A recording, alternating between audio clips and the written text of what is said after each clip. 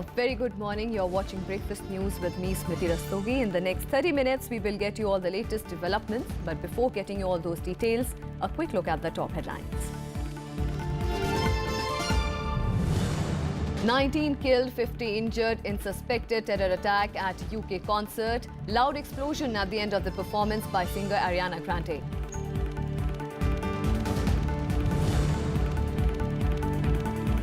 Elections to 10 Rajya Sabha seats deferred. Election Commission cites clash of dates with presidential polls and EVM challenge.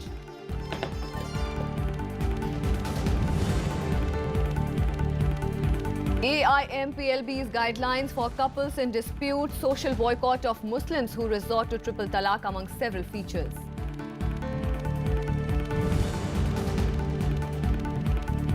RBI to reconstitute oversight committee with more members to resolve issue of bad loans with banks that have crossed 8 lakh crore rupees.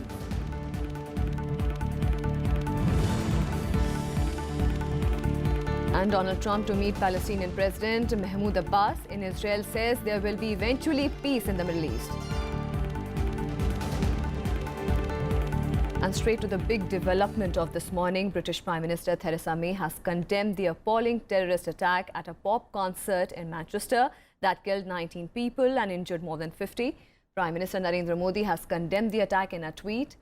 British Prime Minister Theresa May said that authorities were working to establish the details of the blast. The explosion took place at a concert by US pop singer Ariana Grande. She made her first comment hours later in a tweet saying that she was broken by the incident. There was a loud explosion reported at 10:30 p.m. local time at the venue as the concert was ending. There was chaos as smoke filled in the main corridor outside the arena seating and stage area. There was a second suspected device near where the first explosion occurred. People were moved away from the scene and a controlled explosion took place. The cause of the blast is unknown, but Northwest Counter-Terrorism Unit is treating it as a possible terrorist incident. Manchester Victoria Station, which is close to the concert venue, has been closed and all trains have been cancelled. At around 10:33 p.m, we received reports of an explosion at Manchester Arena in the city centre. This was at the conclusion of the Ariana Grande concert. Currently, we have 19 people confirmed to have lost their lives in the explosion and around 50 casualties that are being treated at 6 hospitals across Greater Manchester. On to some other latest developments. The Election Commission has deferred the Rajya Sabha biennial elections, which were scheduled for 8th of June. As per the earlier plan, 10 Rajya Sabha seats from Goa, Gujarat and West Bengal were scheduled to go for polls next week. The term of 10 Rajya Sabha members, including Union Minister Smriti Irani, CPIM General Secretary Sitaram Yechury and Trinamool Congress leader Derek O'Brien, is due to end later this year. Of the 10 retiring members, 4 are from Trinamool Congress, 3 from Congress, 2 from the BJP and 1 from the CPIM. Former West Bengal Congress President Manas Bhunia and ex-GNLF leader Shanta Chetri are among the 5 Trinamool Congress candidates announced for Rajya Sabha seats from the state. TMC has renominated 3 of its sitting Rajya Sabha members, including Derek O'Brien. Prime Minister Narendra Modi is attending the opening ceremony of the annual general meeting of the African Development Bank in Gandhinagar in Gujarat. He will also meet delegates on the sidelines of this meeting. Finance Minister Arun Jaitley is chairing the meeting of the Board of Governors of the African Development Bank. Over 3,000 delegates from 81 member countries are attending the conclave, which is being held in India for the first time. On Monday, the Prime Minister laid foundation stones of several developmental projects at Kandla Port. He also inaugurated the Narmada Canal pumping station on Kutch Branch Canal near Bachwa town in Kutch district. Bharat का एक ऐतिहासिक दृष्टि से Africa के देशों के साथ बहुत अच्छा संबंध रहा है। 2015 में हमने अफ्रीका समिट हिंदुस्तान में किया था, जबकि अफ्रीका के सभी देशों के राष्ट्रीय अध्यक्ष यहाँ पर आए थे और कूटनीति की दृष्टि से भी अफ्रीका के साथ एक अच्छा संबंध हम लोगों का रहे। संख्या में बहुत अधिक मात्रा में देश हैं और उनका विकास हो, इसके पीछे ये मूल उद्देश्य रहता है। Arriving in Gujarat on his third visit in 5 months, Prime Minister Narendra Modi laid the foundation stone of 6 projects of Kandla Port Trust on Monday. The projects are worth 993 crore rupees. Addressing the public, the Prime Minister said the Kutch region was the country's fastest growing districts despite suffering unimaginable losses in the devastating earthquake in 2001. He also added that the Kandla port has the potential to play an important role in India's economy as it has emerged as one of the most important ports in Asia.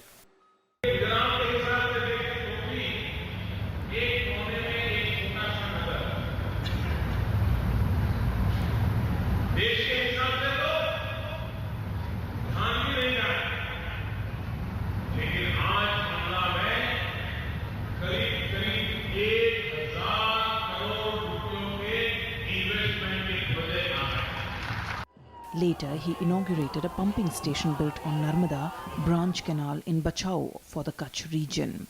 The pumping station will provide irrigation to around 278,000 acre farmlands in 7 talukas of the Kutch district. It will also provide drinking water to around 900 villages and 10 towns of the region.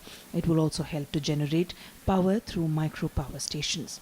Addressing a public meeting later, he appealed to the people of Kutch to use water judiciously.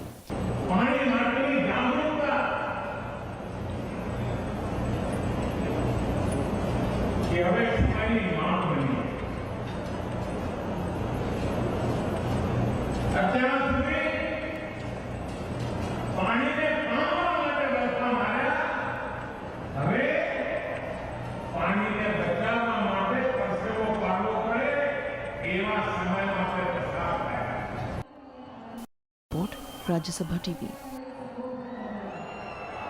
On to some more news. The RBI has decided to reconstitute the Oversight Committee with more members after the government armed it with additional powers to resolve bad loans with banks. The bad loans have crossed 8 lakh crore rupees, outlining the action plan to implement the Bank Regulation Amendment Ordinance 2017. The RBI said that the credit rating agencies will be given greater role in dealing with large amount of stressed assets in the banks. The ordinance, promulgated earlier this month, authorizes the RBI to issue directions to any banking company or companies to initiate insolvency resolution process. It also empowered RBI to issue directions to the banks for resolution of the stressed assets. The RBI has said that it will reconstitute the Oversight Committee under it and include more members so that requisite number of cases are resolved.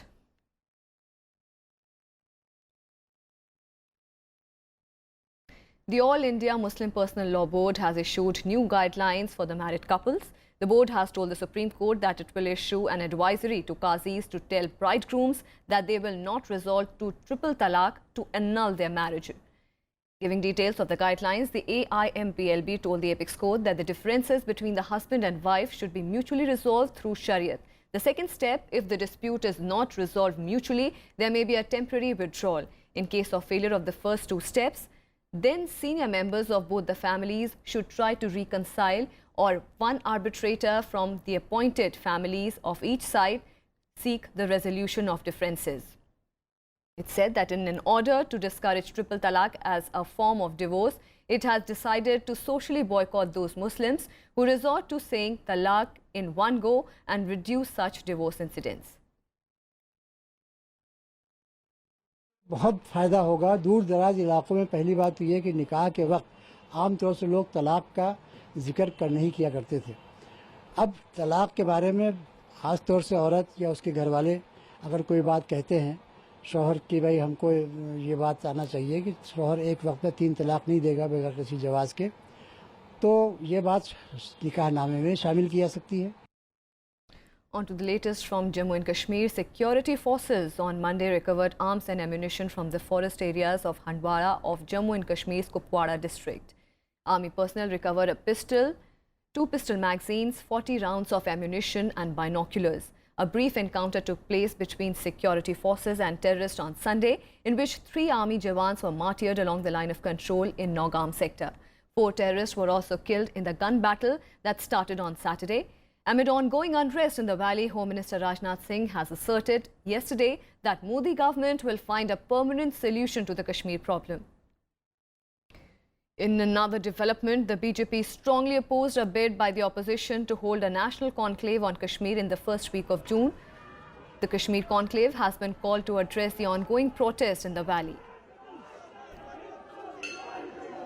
Pakistan की तरफ से बहुत से terrorist यहाँ आ रहे हैं, उसकी खबर मिल रही है और उसी में जो हंदवाड़ा में हुआ और हफरूड़ा फॉरेस्ट में हुआ, उसमें एक कांटेक्ट हुआ था और अभी भी वहाँ फ़ौज पूरी तरह से तैनात है और मुस्तैद है और मुझे पूरा यकीन है कि जो टेररिस्ट हैं उनको हम न्यूट्रलाइज करेंगे। सैनिक हैं, हमारी फ़ौज है, सिक्योरिटी फोर्सेस के लोग हैं, पुलिस है, अपनी कुर्बानियाँ देते हुए जिस प्रकार से देश की रक्षा कर रहे हैं और ये एक प्रॉक्सी वार है और आने वाले वक्त में बाकी मिलिटेंसी को समाप्त किया जाएगा। उस तरीके का पूरा कम्प्रिहेंसिव प्लान बना है। मैं आपको यकीन दिलाना चाहता हूं, कश्मीर की समस्या का परमानेंट सलूशन हमारी गवर्नमेंट निकालेगी, अस्थायी समाधान उसका निकालेगी, क्योंकि हम इस सच्चाई को जानते हैं, कश्मीर भी हमारा है, कश्मीरी भी हमारा है और कश्मीरियत भी हमारी है।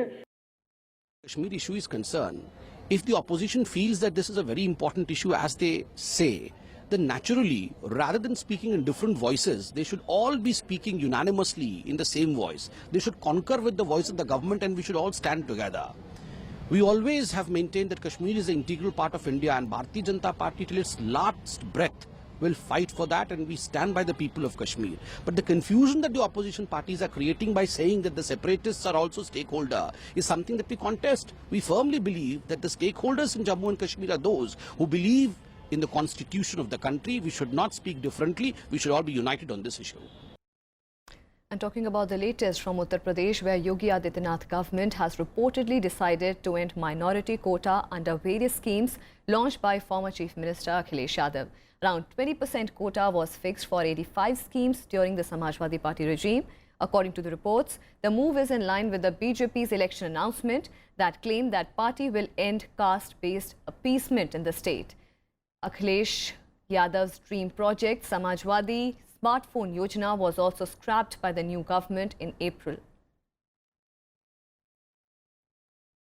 जो भी चीजें चलती हैं सामाजिक तौर पर, आप आज क्या परिस्थितियां हैं, आज किस चीज की आवश्यकता, किस चीज की जरूरत है, वो जरूरत की चीज उनको पहुंचना चाहिए, ना कि कोई एक बिला वजह के लिए हमें कोटा तय कर दें कि नहीं साहब हम आए हैं सरकार में तो हमने कोटा तय कर दिया और उस कोटे का लाभ उनको नहीं पहुंचा।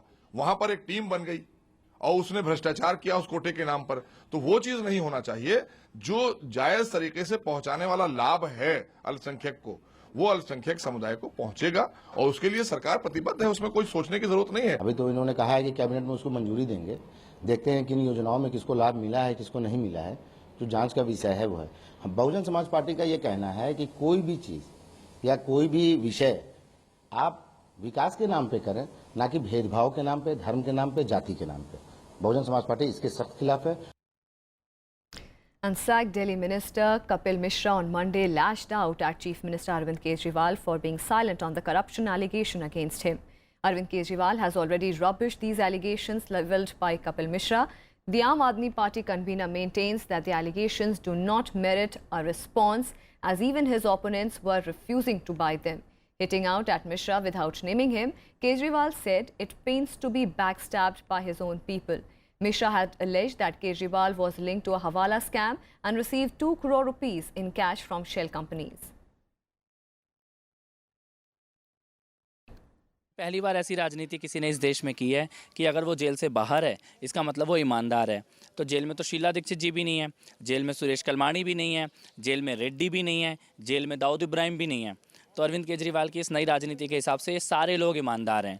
पिछले कुछ दिनों में खूब आरोप लगाए गए मेरे खिलाफ, मनीष सिसोदिया के खिलाफ, सतिंदर जैन के खिलाफ, पार्टी के खिलाफ, फंडिंग को लेकर बिल्कुल बेबुनियाद आरोप, कोई सबूत नहीं, कुछ नहीं, बस कीचड़ फेंक रहे थे, कीचड़ फेंक रहे थे। And a look at the other developments from across the country nationwide. The Maharashtra Goods and Services Tax Act 2017 has been passed unanimously by both the houses of the state legislature. Replying to the debate on the bill, Minister of Finance said that the countries where the GST system has been applied have not faced inflation and have seen consistent rise in their gross domestic produce.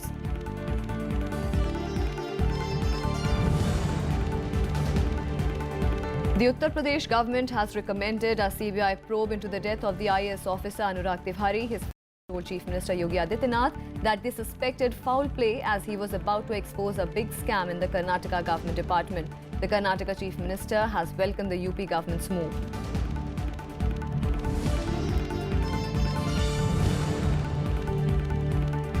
Congress leader Jagdish Titler has refused to give consent to undergo a lie detection test in 1984 anti-Sikh riots case. He was given earlier a clean chit by the CBI on 3 occasions in the case. The additional Chief Metropolitan Magistrate has posted the matter for 2nd of June.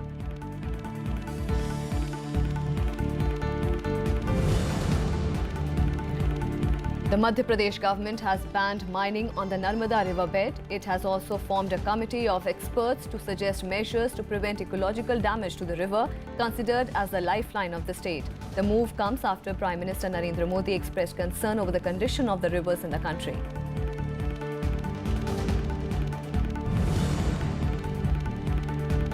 Four Naxals were arrested in Sukhma district of Chhattisgarh and explosives and other items were seized from them on Monday. The rebels were arrested when a joint team of District Reserve Guard and Special Task Force were carrying out a search operation on the forested hills between Kunna and Jongaras villages. Time for a short break. International and sports news on the other side. Stay with us.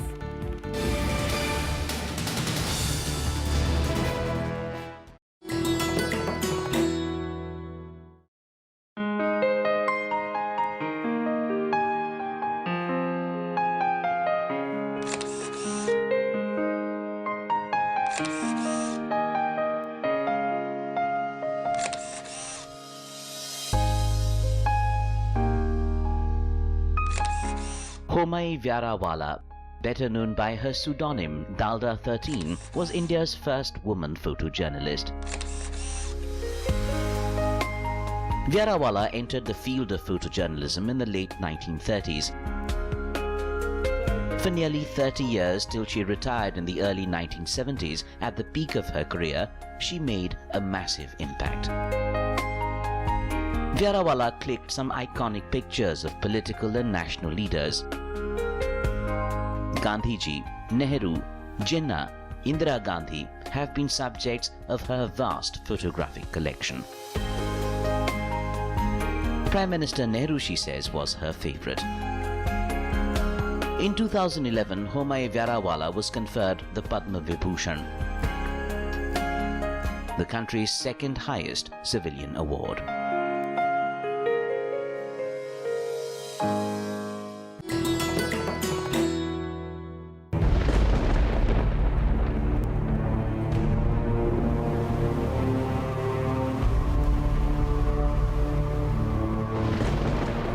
This is Kibutu in Arunachal Pradesh, East Point East on the map of India. Kibutu is dangerously close to the Chinese pressure point. We see first-hand and unseen areas of sand dunes and see how BSF is guarding this difficult territory along the Indo-Pak borderline.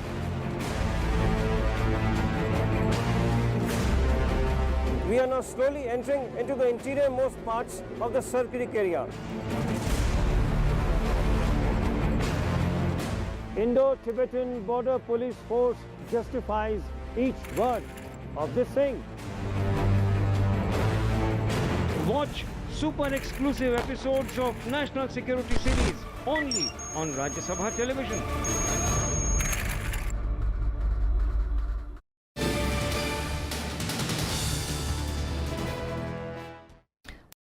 China today said there was no change in its stance on admission of non-NPT states into the NSG, effectively dismissing India's chances of entering the 48-member elite club at its crucial meeting next month. China's support is crucial for India as new membership in the NSG is guided by the consensus principle. In response to the question, a Chinese Foreign Ministry spokesperson said that China's position on the non-NPT members' participation in the NSG has not changed.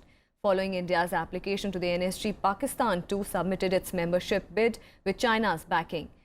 While India's bid is backed by the US and several Western countries, China maintained that new members must sign the Non-Proliferation Treaty.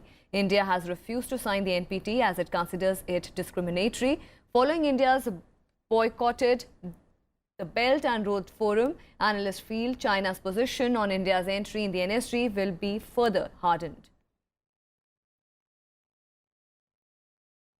A 27-year-old Indian climber who went missing on Mount Everest has died after he fell some 200 meters on his return after conquering the world's tallest peak. According to the authorities, this is the fifth fatality on the mountain this season. The climber was Ravi Kumar from Uttar Pradesh's Moradabad.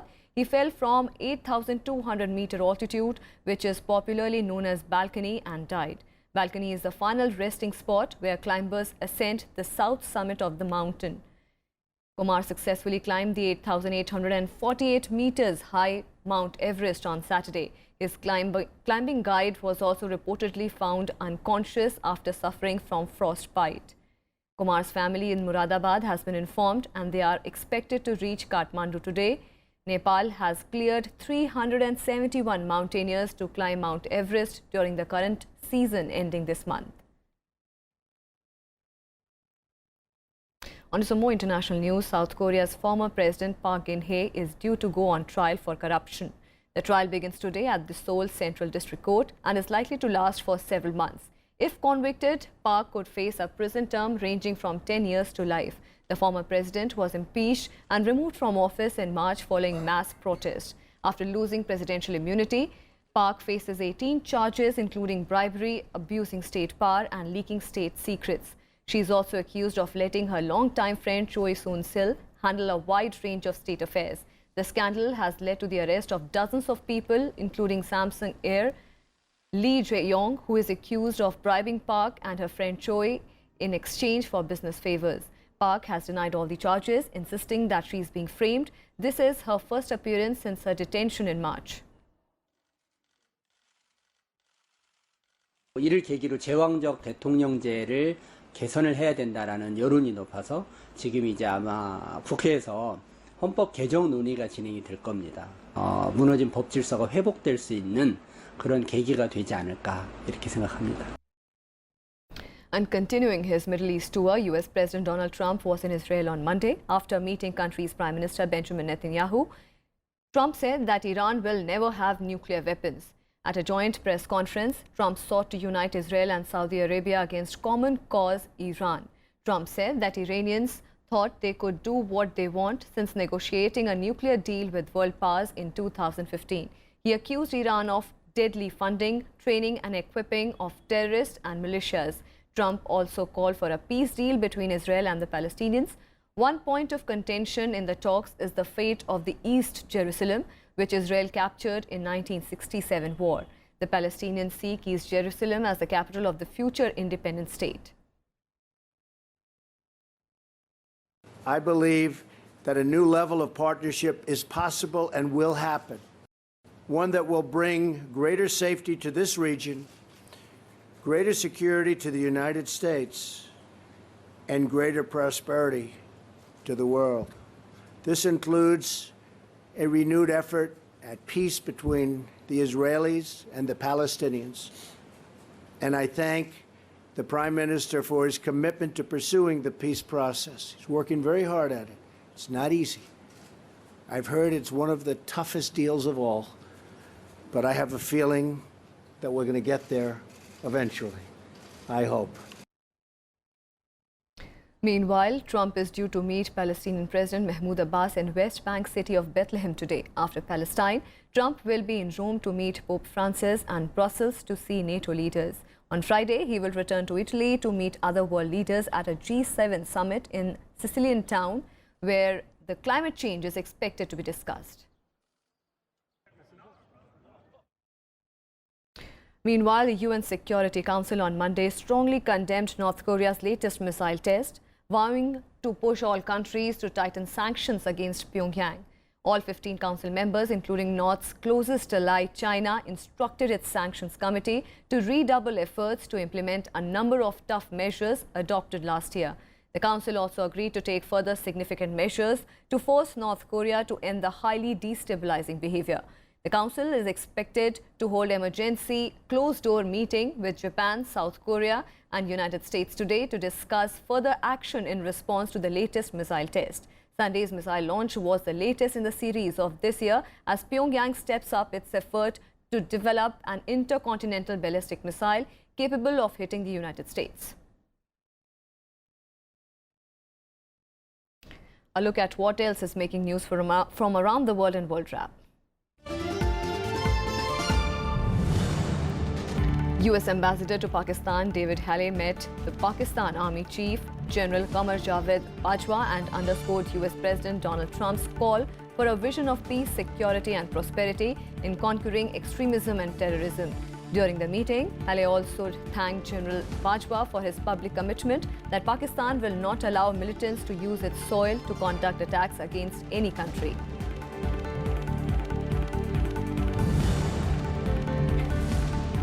A blast at an army hospital in the heart of Bangkok on Monday has injured 25 people. The blast went off in a VIP room on the first floor of the hospital.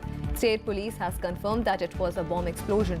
The bomb was contained in a PVC pipe and planted inside a vase in the hospital room. The police are yet to find more clues from the footages of the surveillance cameras to pinpoint a reason.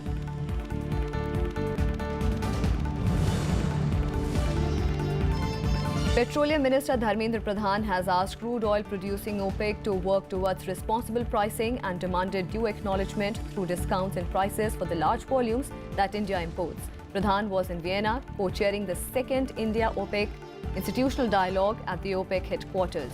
Pradhan met OPEC Secretary General and discussed bilateral issues of interest at a delegation-level talk. And on to sports, a disappointing start for Indian shuttlers in the Sudhiraman Cup at the Gold Coast in Australia as they lost 1-4 to second-seeded Denmark in the mixed team championships on Monday. World number 4 PV Sindhu, who delivered the solitary win, was the only saving grace of the entire contingent. Up against twice finalist Denmark, India lost the mixed doubles, men's singles and men's doubles before Sindhu won the women's singles. The last match saw India lose the women's doubles too. In the next match, India will now have the shuttlers to shine against Indonesia. India has not progressed past the group stage in the last 2 editions, and all hopes will be dashed if they cannot put up an all-round effort against Indonesia. The task, though, is not easy. The Indonesians are former champions and are seeded higher than India. And that's all we have for you in this edition of Breakfast News. Keep watching Rajya Sabha Television.